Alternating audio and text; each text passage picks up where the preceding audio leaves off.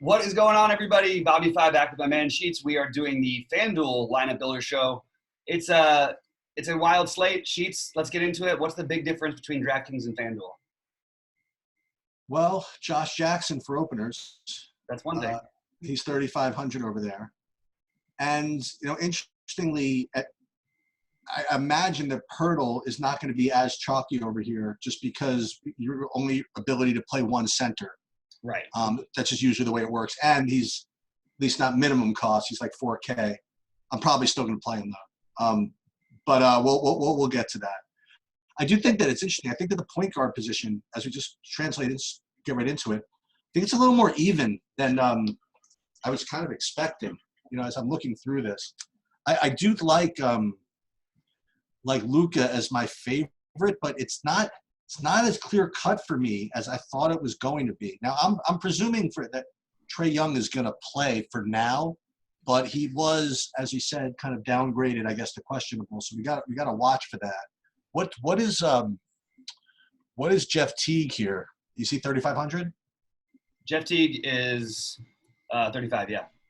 So if Trae Young is out, then that becomes another bit of value that's going to be tough to fade. So just something to keep an eye out. I do think it's easier to fade over here than maybe on DraftKings, though. Yeah. So the two kind of, I don't want to say off the board, but the two point guards that I want to talk about is, first of all, is Westbrook. I actually like him a lot here. And I presume he's going to be just a shit ton lower owned than Luka, I would imagine, because he's more expensive. So he's definitely not grading out to be necessarily as good of a play necessarily, but with the big ownership discount and stuff, plus the fact that, as you see here, I could run it back with Morant, who I do think is a really good play also here at 6,100. I kind of like this. I kind of like I don't want to say the fade Luka. I mean, I'm just talking about one lineup for openers, but I'm kind of into the Westbrook Morant thing as a way to be a little different. And another guy that you can be different with, again, for those of you that played last night, you get another chance to lose your money on Terry Rozier, but this time you have to have him compete with usage with Devontae Graham, but he's still only 5K, so he could be another kind of off the board guy to go to. Yeah, I'm with you. I'm keeping my own, I think small. I'm just playing one in the alley-oop today.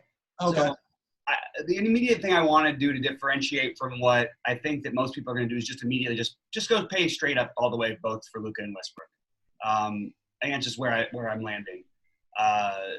I don't mind if you want to do Luka with running it back with Ja. That makes some sense to me. I think this will be the lower owned combination, and I really like Westbrook tonight. Also, there's ways you can play the Westbrook Moranting. There's a lot of ways you could do it. You could play the Luka and then pay down to Rozier. I like those. That's pretty much all I'm doing over here. I'm not really getting too mixed up with the other stuff. The weirdest part is the guys who are maybe the cashiest plays like Rubio and Dinwiddie, I just don't find myself quite as interested in, but I probably will throw Dinwiddie into a lineup. I just don't see how it's going to end up being my main lineup at this moment, although it is a great matchup and he's so cheap, and we can get into shooting guard, some of the guys we like over there to pivot. But mostly it's a five-man. It's five guys for me, and it goes Luka, Westbrook, Dinwiddie. I'm sorry, Morant, Rozier, Dinwiddie for me. Do you like Rubio today? I do, but I don't think it's worth it over here. I just like the other options I have better. I would prefer, if I'm going to play Rubio, to drop down and play Morant with either Westbrook or Harden. I would prefer to drop all the way down to Rozier at 5K. I would prefer, Dinwiddie even. There's a lot of I just like the other guys. I do like Rubio, but I just don't. I think over here, the other argument for Rubio over here, though, is that you can play him with maybe a Kawhi where you're going to want to spend up other places also, even if you do pay down a point guard because of all the value. That's already a very low owned situation if you go Rubio with Kawhi. Yeah, exactly. And I think it's an interesting way to go. But it's just not realistically, do I see myself getting to it? Probably not. But I think it's interesting. So shooting guard, there are two kind of plays that are kind of standouts, presuming they both play. One of them is playing, one not 100% sure. But DeRozan is, as far as I'm concerned, the best play. He's going to be the highest owned, I presume, with no Aldridge, and he's going to just project really, really nicely, and it's going to be tough to fade here. But on FanDuel, almost as good. I won't say almost, whatever, but Jimmy Butler's extremely strong. I mean, I hope he plays so I can play him, I suppose. He looks to be a really, really good play. So to two of those guys would be kind of I would say a tier among themselves, but I do think those two are kind of standouts. But the other thing you could do if you didn't want to necessarily do all that is you go down a little bit in whatever, like, so Karis LeVert, I think, is a very, very good play at 6,500. We mentioned Dinwiddie a little bit. I think LeVert is still kind of the better play. Mm-hmm. So he is, I like him. And then you could go to Devin Booker, who's going to rate really well also. I think he's going to be high owned also. You could certainly play Harden if you want, but I like Westbrook, so I'm probably not going to go Harden. Yeah. I did put Beal in this particular lineup. I originally had LeVert in here. I do think Beal does rate to be still a really good GPP play. You know, you're going to have DeRozan. It's going to soak up the ownership of one of the positions rather efficiently. And people are going to do a lot of different things. I mean, some people might play Harden. They might go Booker, LeVert, Butler. I mean, I wonder if Beal gets lost a little bit in this. So I would consider taking Beal as kind of a lower owned shooting guard also. That's where I'm at. And I am probably going to like maybe throw an extra couple lineups in now that I see some of these plays that I like that I just don't think are going to be as high owned as they should be. But the guys who I'm on are pretty much the guys you mentioned. Dylan Brooks is the only one you didn't mention. Right. I really like Dylan Brooks at 4,100, and I really like Josh Richardson at 5,100. We're the ones who you didn't mention. Those guys are sort of in the same tier for me, but I want, to use this as my, if I play 1077s, I want to mix it up and get some get some Harden in there with Morant at point guard. And, DeRozan's the natural. You can play with him and Luka and get that correlation going. You know what I mean? I love, you could get really weird with it and play just LeVert and Beal in this shooting guard spot, which while they both might carry some ownership, I just don't think they're going to be in the same lineups very often. I think everybody's going to lean to DeRozan like we're talking about. But Josh Richardson gets probably overlooked a little bit here. And I think he's an interesting play. And the one off the board guy who I don't really think I'm going to get to, but I may just throw him into one is Malik Monk. I find him very appealing if he's going to play 30 minutes from now on. And he's going to start – I'm not saying he's a 6K guy, but he's a guy who can put up 40 on any time he gets hot. And he's the completely off the board play that no one's playing. Other than that, the guys I'm going with are all, you are going to get low ownership on Harden. I just want to keep that in mind. There's a lot of value, and you have low ownership on Harden. It might be interesting to maybe get a little bit more of him. And I like Butler too, but I feel like he's going to be so chalky to me. I think it's going to be Butler. DeRozan is the major chalk. Well, just in case people didn't look at the DraftKings video, I do think that for those of you that played last night and watched Graham get benched or sat or whatever, and had Rozier and Monk kind of blow up a little bit, bust a little bit, I do think that Devontae Graham is poised for a good game here. And at full rest or whatever you want to call that, at a close spread against a bad team, I know it's a play at a slow pace, but at 5,900. Jeez, yeah, I almost didn't even notice his price. I mean, if you're going to play Randall, who's going to be kind of chalky, I think it's a nice way to get off of some of this shooting guard chalk. I like that call a lot, actually. I really like that call. I might have to do something different a little bit. I can see why people don't want to. He's not the reason, but you can see why people don't want to pay up too much at the position like Harden. There's just so many strong plays. I think it's one of the stronger positions, personally. Yeah, I know. That's the thing. Yeah, but Brooks, Beal, Richardson, LeVert, and DeRozan in some order. I'm just trying to figure it out. So small forward, it's usually the same dumpster fire it always is. I mean, like Tobias Harris and Jaylen Brown are always good plays apparently, and today is kind of no exception. So those two are going to be good plays. But the guy who pops up today as a new good play is Josh Jackson. I wouldn't say good play. I mean, he's minimum cost of a guy who's going to play maybe 30 minutes in a fast-paced game. So buyer beware. He could certainly play 25 minutes and get 9 fantasy points. But on the other hand, he can get 40 fantasy points. It's certainly possible. So he's definitely someone who I presume people are going to play. Yeah. But what I just mean is that these are just the normal guys that pop every day, like Tobias Harris, Jaylen Brown, Bojan Bogdanovic, who never does anything. And it's just the normal type guys, even Hayward going back to Boston. Two guys that you kind of like to play a little bit that we talked about on DraftKings who look like kind of good, cheaper plays. Maybe you could see if you like them a little bit more here on FanDuel also is Terrain Prince and Kevin Porter Jr. Do those hold any appeal to you here? Extremely high on the taking a shot on Kevin Porter Jr. and Terrain Prince. I like both of them. I find myself leaning a little bit more towards Kevin Porter Jr., but I'm definitely good with either of them, and I may end up changing that by the end of the day. I like both of them, and I think it's not as exciting position as the other ones. And I'm wary of the Josh Jackson like ownership, and just feels like paying a 1,000 more for a Porter or a Prince might make some sense. The other guys who sort of stood out to me, I think you could play Gordon Hayward. I don't mind. I actually like him quite a bit. And I think though I'm going a little bit chalkier here. I'm gonna play a lot of Harris, and then maybe chalkier with my one spot. And then I'll get creative with the other spot, play some Kevin Porter Jr., Jaylen Brown will be pretty chalky, so I'll probably avoid him. Gordon Hayward, a little bit of Jackson. But again, not loving this position. Don't feel great about any of – I like the upside of Porter and Prince. Even down to Harris, which is why Harris is going to be so high owned. He's the only one you can look at and really feel like safe about, I feel like. Personally, which is why people just pay down for Josh Jackson, in my opinion. And I think Gordon Hayward is an interesting, not pivot off of Harris necessarily, but a guy to play with Harris. Yeah. So I guess power forward, I alluded to this kind of earlier. I think that that Julius Randle is going to be kind of a good play. But the guy I presume again he's going to be really chalky, but at 4,800. I mean, Al Horford's kind of rough. It's going to be very difficult for him to not get there. I mean, maybe he doesn't have that ceiling, but maybe 40. Why could he not get 40 points? I mean, I don't know. He's a tough one for me to fade, actually. It's a little annoying.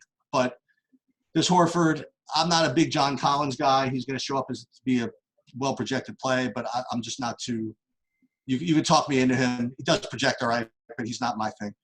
And those are I guess those are my top guys, like Horford and Randall. I mean, you mentioned Kawhi earlier. I wasn't even thinking of paying up for him. Maybe you could talk me into him. I will say that if Butler doesn't play, we forgot to mention this before. I did mention on DraftKings.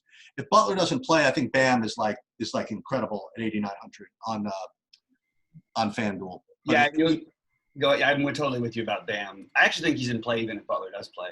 Wow. I think he's actually going to get ownership too. I think people are going to go there. So I'm sort of like you, but I like a few different things. I like Naz Reid. I think I like speculating on this guy. He's 20 years old.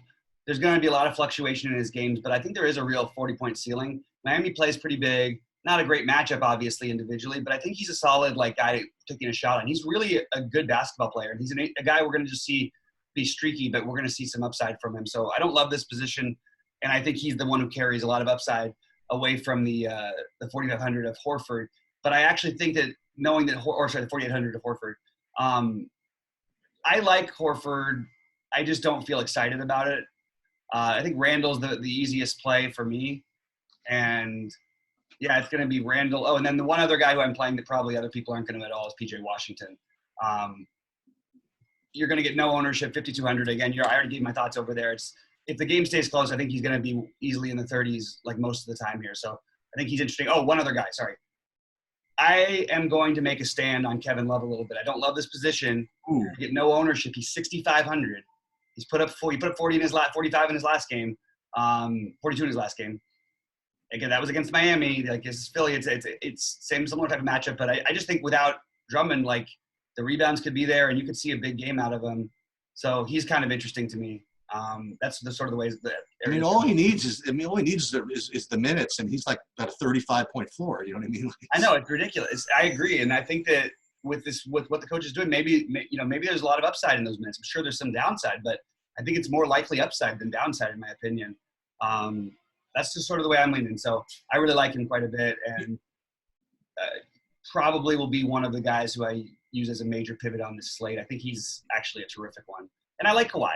Kawhi, I also have a lot of money to spend because there's a lot of places you can pay down if you want to. So depending on how your lineup build goes, I think Kawhi is at 9,800, especially if you're playing a guy like Booker or Rubio. I think makes some sense as a run back. Yeah. So, boy, center is going to be where I screw up, right? So center, I think, these are the couple of ways you could go. So in the pay ups, you could pay up for Embiid, okay? And Embiid looks like obviously a pretty strong play with no Drummond. Probably maybe even stronger if Drummond were playing, if you want to know the truth. Drummond hasn't guarded anybody in 6 months. But Embiid obviously looks like a strong play, but he's certainly not mandatory. Like, for example, I mean, I think Ayton is just a tremendous play. I mean, I think I would play Ayton before I'd play Embiid, like even assuming equal ownership at these prices. And if Embiid is going to be really 25, 30% and Ayton's going to get nothing, I mean, if I'm going to pay up, I'm going to go there. And I Gobert is rating to be similar to Ayton as far as values go, but I'm just kind of over it. I'm just kind of done with Gobert until he does something for me. The other way you could go, right, is you pay all the way down for Podol. And Podol is rating to be the best value, right? And, you know, if you're going to pay up at these other positions, you could certainly feel comfortable doing that, knowing that you can get a very good value guys at Podol at 4K. So if you don't like any of that and you want to be ridiculous, I mean, it's not even a ridiculous play, honestly. But if you want to pivot off this and pay up for the other guys, you could play Jang at this position at 4,500 as kind of a direct pivot off of Podol. And you know, I've seen it. I've seen Jang go off, and you know, who knows what goes on when you're playing Houston nowadays. And I think that this is a very legitimate low-owned pivot off of Podol if you do want to pay up at these other positions. Yeah, I like the Ayton call a lot. Like that's another example of a lineup where I'd be more interested in playing Kawhi in that lineup. You really can do whatever if you want to spend down. You can find enough places to do it pretty much everywhere to do that build if you want to. I think that I'm going mostly Podol, Jang, Embiid, and Ayton. I don't really know that I'm going to end up getting to anyone else. I certainly understand the argument for Gobert. And because the ownership's so low on this kind of a site, it probably is worth it to maybe try and take like a little bit of a stand if your lineup is a little chalky elsewhere. Just think about it. Like, I mean, he could end up having like he's a guy who can have 10 blocks and he can change he can put up 70 fantasy points. His ceiling is so high, even though he's been so terrible. Don't buy into all the recent stuff because he could. I'm talking myself into it as we speak. Can you just find the 800 for Ayton somehow? But the ceiling, so regardless of what the ceilings will tell you on FanDuel, there is no question in my mind that Gobert has a higher ceiling at this moment, just because of the shot block upside. Like, right. The blocks and steal upside is so high over here that I actually am looking at the other way to save the 800. They're both going to be equally low owned, I would imagine. So I don't know. As of right now, I ended up with Podol in my big builds at the moment. I feel like okay enough about it, although I was kind of looking for the fade. I was trying to find I'm literally at 4,400 to spend. I would rather play Jang and get the lower ownership, but I'm also playing Kevin Love in that lineup, my big lineup right now. So I'm not really worried too much about the ownership. Excuse me. Yeah, I hope I like what you're doing, but I hope you don't mind playing for second in like the 777, because I'm looking at this and no one's going to have this. And I got some Memphis Houston with Westbrook and with Morant and Yang. And then I got Randall and Devontae Graham. Between all that, you got like 4% ownership. Then you have the two Philly guys, two chalky Philly guys with Kevin Porter, who no one's going to have. And then Bradley Beal by himself. What does this pay for first? And whatever it is, I'm just already spending the money. All right, you can have the 777. Just give me the 1,500. All right, sounds good to me. All right, man. Hey, it's good. Hey, guys, hit us up on Twitter. Please give us the like, subscribe. We appreciate it. We've also got a site coming out. We'll tell you about soon. And that's basically where we're at. Check in with us at the QLTV live show, or check in with me at the QLTV live show at 4:30 Eastern time. We'll talk to you soon, guys.